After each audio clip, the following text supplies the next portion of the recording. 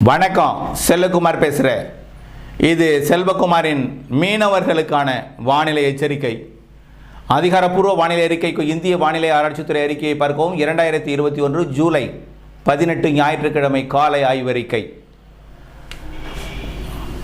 அதாவது இந்திய நிலப்பகுதியில் ராஜஸ்தான் ஒட்டி நிலை கொண்டிருக்கக்கூடிய இந்த காற்றழுத்த தாழ்வு பகுதி மற்றும் அந்தமான் கடற்பகுதியில் நீடித்து கொண்டிருக்கக்கூடிய மேலடுக்கு சுழற்சி அது வரக்கூடிய நாட்களில் 20லிருந்து 25ஆம் தேதி வரைக்கும்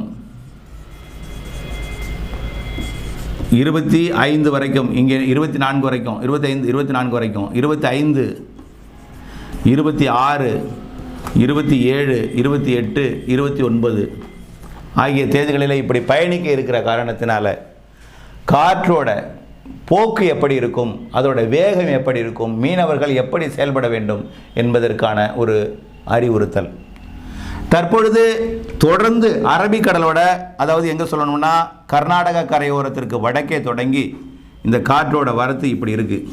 ஃபோர்ஸ் அதிகமாக இருக்குது, மேலும் இங்கேயும் போகுது. ஆக இந்த கடற்பகுதியில், அதாவது குஜராத்,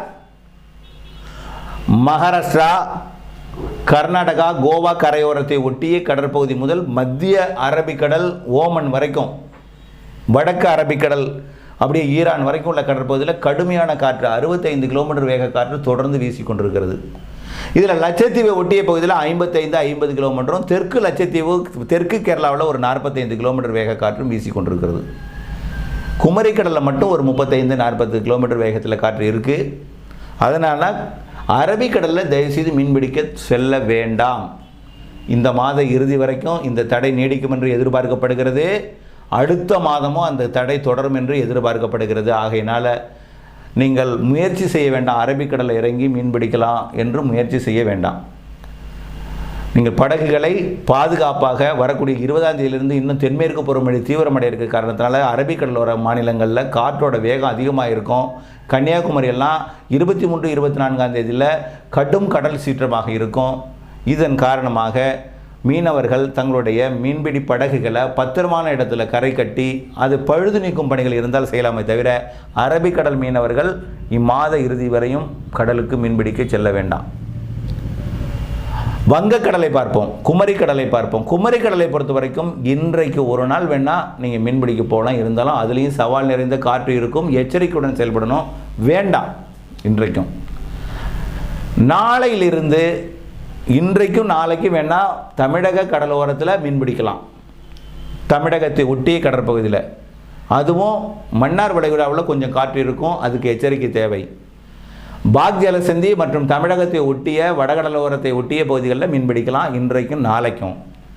20ஆம் தேதியிலிருந்து என்ன ஆக போகுதுன்னா, இந்த சிஸ்டம் தீவிரமடைந்து காற்றழுத்த தாழ்வு நிலையாக, ஒரு நன்கமைந்த காற்றழுத்த தாழ்வு நிலையாக ஒடிசா, வடக்கு ஆந்திரா மற்றும் ஒடிசா, மேற்கு வங்கம் இடைப்பட்ட வடக்கு வங்கக்கடல் பகுதியில் நிலை கொள்ள இருக்கிற காரணத்தினால 23, 24ஆம் தேதியில் தீவிரமடைய இருக்கிற காரணத்தினால படிப்படியாக காற்றோட வேகம் இப்படி போயிட்டு இருக்கிறது. இங்கேயும் இருக்கும், இப்படியும் பயணிக்கும். ஆகையின் காரணமாக காற்றோட போக்கு இந்த இதில் இருக்கனால இந்த கேரளாவோட கடலோரமும் 45லேருந்து 55, 60 கிலோமீட்டர் வேக காற்று கூட அவ்வப்பொழுது 20ஆம் தேதியிலிருந்து வீசக்கூடும். குமரிக்கடல் பகுதியிலையும் மன்னார் வளைகுடா பகுதியிலையும் 55 கிலோமீட்டர் வேக காற்று 20ஆம் தேதியிலிருந்து 26ஆம் தேதி வரைக்கும் வீசக்கூடும். மாத இறுதி வரை கூட வீசுவதற்கான வாய்ப்பு இருக்கிறது. ஆகையினால கண்டிப்பாக 20ஆம் தேதியிலிருந்து குமரிக்கடல், மன்னார் வளைகுடா, பாக் ஜலசந்தி பகுதிக்கு மீன்பிடிக்க போக வேண்டாம். 20ஆம் தேதி வரைக்கும் நம்ம தமிழக கடலோரத்தில் மீன்பிடித்து கொண்டிருந்தால் 21லிருந்து சற்று ஆழத்துக்கு கொஞ்சம் தொலைவில் போனாலே கடுங்காற்று இங்கே இருக்கும்.